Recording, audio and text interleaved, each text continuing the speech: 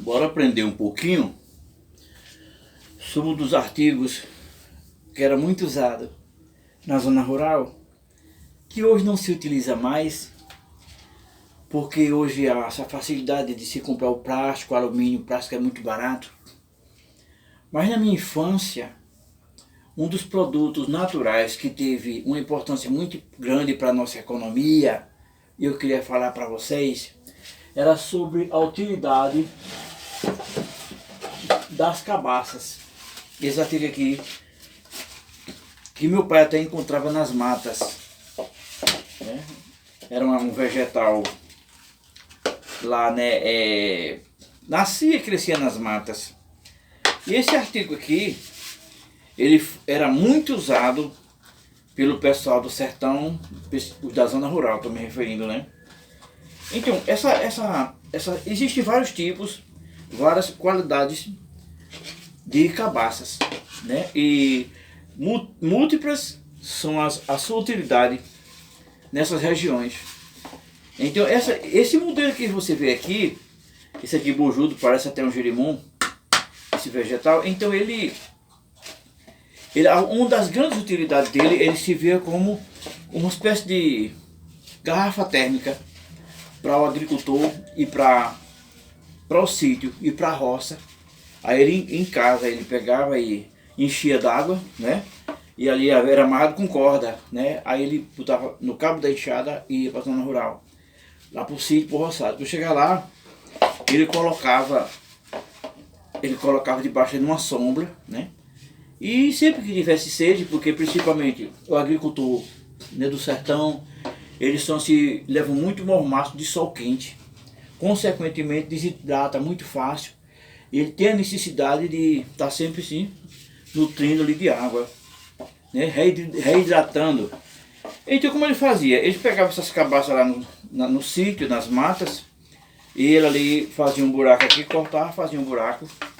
Então antes, né, despejava ali as sementes, nossa, aqui já não tem semente mais, despejava as sementes, e ali tinha essa utilidade de usar para conduzir a água, né? Mas também tinha outra parte que esse outro tipo já de cabaça, esse modelo aqui, as pessoas cortavam ele no meio com serrote, né? E essa peça aqui, ela tinha múltiplas utilidades. Por exemplo, na minha casa da minha mãe tinha uma maior.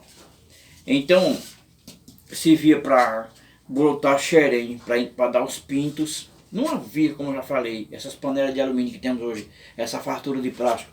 Usava muito isso aqui, né, para debulhar o milho, para debulhar o feijão, né? Era muito utilizado esse tipo aqui de cabaça.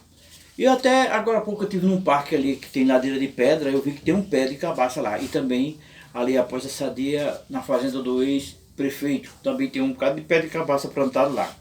Parabéns para eles, né? Que é preservar essa vegetação. Mas não só na parte de conduzir água, como também a cuia para preservar alimento, para peneirar, né? Para fazer o mingau da criança, né? Até quando nós, na feira, a farinha de mandioca, ela não era comprada a quilo, ela era comprada por cuia. Quem se lembra dessa expressão cuia?